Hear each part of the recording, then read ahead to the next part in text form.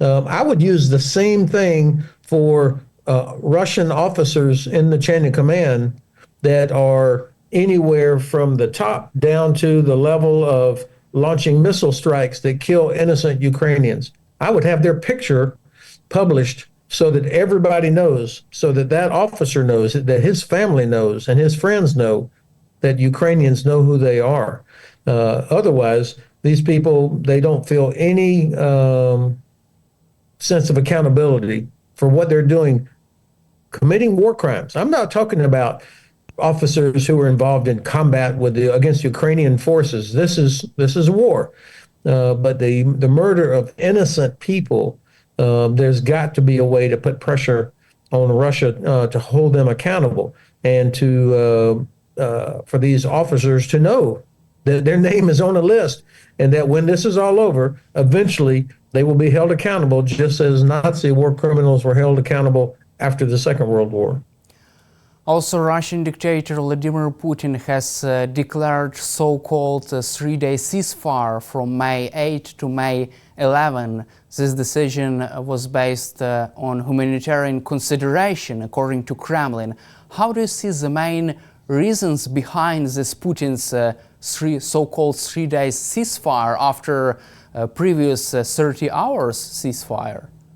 Yeah, well, I think there's probably three things. Number one, he's trying to change the narrative because he could see that even President Trump was beginning to become more, put more pressure on the Russian side. So I think part of it's trying to change the narrative there.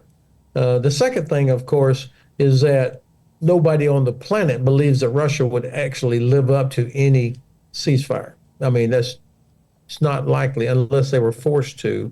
And then the third thing, the real reason, I believe, is because they don't want Ukrainian drones landing on Red Square during their Victory Day celebration activities. I think that's the real reason they're hoping for a ceasefire during that period.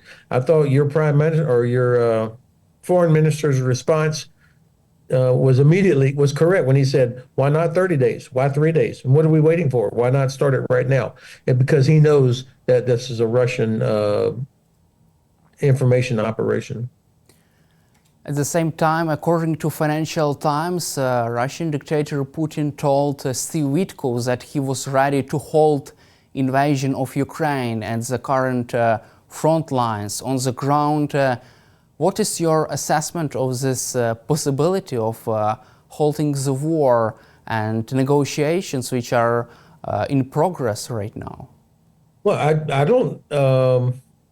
First of all, I would trust President Zelensky and his team to know what is best for Ukraine and what's acceptable, what's not acceptable. And I think what a ridiculous offer, and the fact that Mr. Witkoff even repeated it is also not very good. That, you know, the big concession from Russia was that they would not take over all of Ukraine. I mean, what kind of a concession is that? So I think the Ukrainian government knows that Ukraine's soldiers are winning on the battlefield, on the ground. They stopped Russia, even without adequate help from the West. Russia cannot defeat Ukraine, and so I think Ukraine is in a position you can make demands about your sovereignty, about future security, but this is up to the Ukrainian government and the people. How much are they willing to continue doing this? But I think it's hard to imagine an outcome with Russia retaining big chunks of Ukraine, and that just be it. That there wouldn't be further actions. And also, there was an interesting meeting in Vatican between US President Donald Trump and President Zelensky. After this meeting, Donald Trump for the first time questioned Putin's willingness to end the war, threatening another sanctions against Russia. Quote, "It makes me think that maybe Putin doesn't want to stop the war, he is just taping me along and has to deal with differently banking sanctions." Do you have any kind of hope that this meeting in Vatican could change Trump's stance on Putin, Trump's policy on that? Well, certainly President Zelensky deserves credit for his incredible patience and his persistence, the willingness to sit down and keep trying to explain to this American president what the facts of what's really going on. So, that was a great picture, the two of them sitting there. It was interesting. There were memes of people saying, "Here's the American president meeting with the leader of the free world, President Zelensky." I mean, it really is an amazing turn of how people perceive these leaders. I I would trust whatever President Zelensky said, but I think if this meeting between the two of them was President Trump listening to President Zelensky and finally understanding what was going on, if he then goes and does something and puts real pressure on Russia, then I'll be impressed. But I haven't seen any change yet in the American approach towards Russia. I haven't heard a statement telling Vladimir Putin that if you don't accept this 30 days unconditional ceasefire, unconditional, then I am going to give Ukraine everything that they need without restriction. I am going to add more sanctions, and I am going to take steps that will crush Russia's oil and gas industry. That's real leverage. And the president could do all those things if he was serious. But if he doesn't do any of that, then I will not be very hopeful after this conversation at the Vatican, which is unfortunate. And it's interesting. I think the president, your president, would have taken some encouragement from the fact that every other leader that was there was supporting him, applauded him. And so Europe, it's going to take them a while to get fully organized and to do what they should be doing. There's no doubt that European countries have the capability and the resources and the industry that dwarfs Russia, and that they could really do tangible things that would help make a difference for Ukraine. Let's cover also this offer from the U.S. administration from Steve Witkoff. Trump's administration proposed to recognize Crimea as a Russian territory de jure and de facto recognize Russian control over occupied territories of Ukraine. If the United States government recognizes Crimea as a Russian territory, what would this mean from a political and military point of view? What kind of strategic leverage Russia would have in case of such recognition? Well, number one, it would be a catastrophe for American credibility. I mean, because nobody else is going to recognize that. I mean, the EU, European countries have already said, no way, we would not recognize that. So American credibility would be in the trash after something like that. Number two, the Chinese will take note. The Chinese will see that, okay, so the U.S. is flexible on territory as they continue to take parts of the Philippines or Taiwan or other of these disputed islands and coral reefs out in the South China Sea, for example. So this would not be useful in our deterrence efforts against China. And then finally, it would be wrong. I mean, why in the world would the United States go along and say, well, come on, Russia already occupies it and they speak Russian there, and these ridiculous reasons for doing this, which reveals that this administration completely fails to understand what this war is about, the history, the geography, why Ukraine is fighting.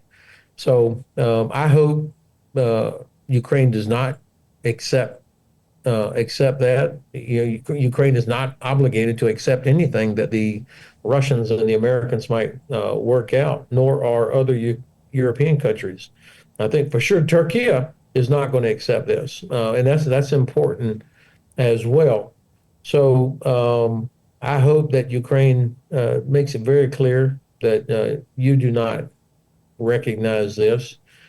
And then finally, this will have a negative impact on reconstruction because the big investment companies that would bring enormous amounts of money to help rebuild Ukraine, if they see that Russia occupies Crimea with a so-called American recognition of it, then I think they will be reluctant to invest in reconstruction because they will see that these are the conditions for Russia resuming the conflict after whatever sort of resolution there is. So I don't see anything good in it.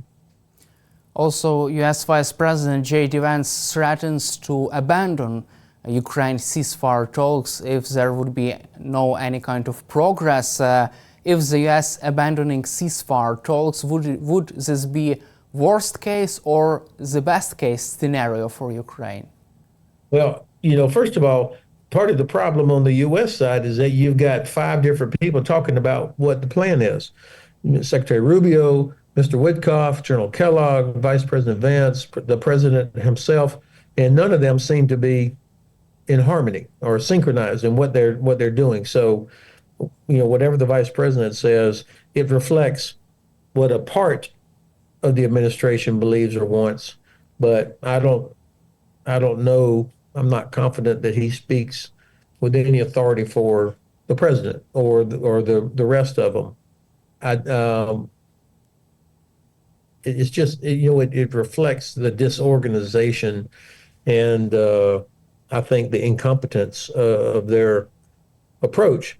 To be honest, unless it looks like the U.S. was getting ready to really provide real support to Ukraine and put real pressure on Russia, then the U.S. walking away from this is not necessarily the worst case, except for us. It would be worst case for us, and it would be really damage any credibility the administration has by doing that. But from Ukraine, the perspective of Ukraine or Europe, I don't know that that's the worst case based on what the administration is doing so far. For the Russians, it would not be good because without the U.S. there, I mean, the Europeans are not confused about who the bad guy is.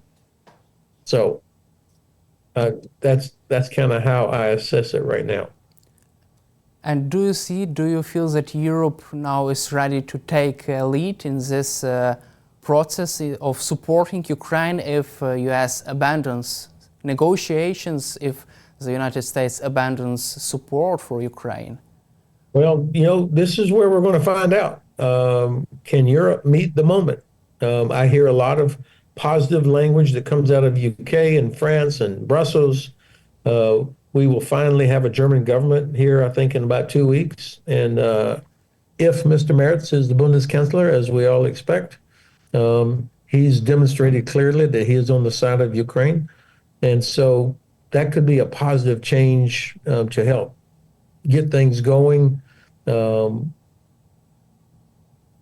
think, Poland, I'd like to see Poland be more forward-leaning in this, but of course they have a presidential election here in a couple of weeks, and so that's probably why they don't want this to become a presidential issue. Perhaps, I don't know, but Europe has the capability. The only thing that Europe lacks is self-confidence. Let's cover also the coalition of the willing. The Telegraph reported that the US has privately offered to provide logistical support for this mission and also intelligence to help European troops during their mission in case of a ceasefire deal. Would this be enough for European troops to fully conduct this mission in Ukraine in case of logistical and intelligence support from the United States? Well, first of all, if this is accurate, why is it a secret? I mean, why would we not say, hell yes, we're going to help? Because this is so important. Yes, we're going to be a part of it. So I don't know how. I'm not confident in that report. I hope it's true, but if it is true, why is it a secret? As to whether it's enough, we need to see what the mission is. We need to hear whoever's going to be in charge of this. What's the chain of command? What is the mission? What are the rules of engagement? The purpose of this would be a force that could deter Russia from violating the ceasefire. I mean, that's what it's about. And so I couldn't say whatever the U.S. is providing if that's enough because we don't know the bigger picture. Certainly, obviously, it would help logistics and intelligence. But I think if that's what it takes for Europe to regain the self-confidence it needs, then obviously I'm all for it. Let's cover our final topic, another leak from the Signal group chat regarding Pete Hacket. U.S. Defense Secretary Pete Hacket sent sensitive information about strikes in Yemen to another Signal group chat that included his wife and brother and personal attorney. What is your reaction to this? And also we have heard another report that Hacket used for this chat group a public internet connection violating Pentagon security protocols. Yeah, well, this obviously reveals the lack of competence and professionalism there at the top of the Pentagon. This is embarrassing, and it's going to cause some of our allies to be very reluctant to share intelligence if they know that it could be, in a Signal chat group. And the arrogance of the Secretary of Defense is also very disturbing. And you can be sure that amongst the professionals, the military, as well as the professional civilians who work inside the Department of Defense, it's embarrassing, it's frustrating, it's worrying, and this kind of erodes trust. And, trust is such an important component of any military, and this does nothing to make people confident in their leadership. And for me, one of the most important traits of a good leader was a willingness to accept responsibility, to own it. If there's a problem, say, I screwed up or my team screwed up, we're going to fix it. Instead, all he does is attack the media and deny it when the whole world knows it's true. And that doesn't give me hope that they're going to learn from this. And don't you think that even many more Pentagon officials are becoming frustrated and don't support Pete Hacket in this office, because it seems like people from the Pentagon, they are leaking this information to media about these Signal chat groups? Yeah, well, of course, these are his own guys, the ones he brought in. That's the problem. When you talk about wanting to be disruptive and get rid of all the old stuff, that means you get rid of all the old professionals that have been there for a long time and know how to do these things. And so I think, again, he's not the right person for the job. And all the Republican senators who voted to confirm him, knowing that he was not qualified, they deserve the scorn, and they own responsibility for this as well. Thank you, General Hodges, for your time and for your support for Ukraine, and glory to Ukraine. Heroam Slava. Thank you, Daniel.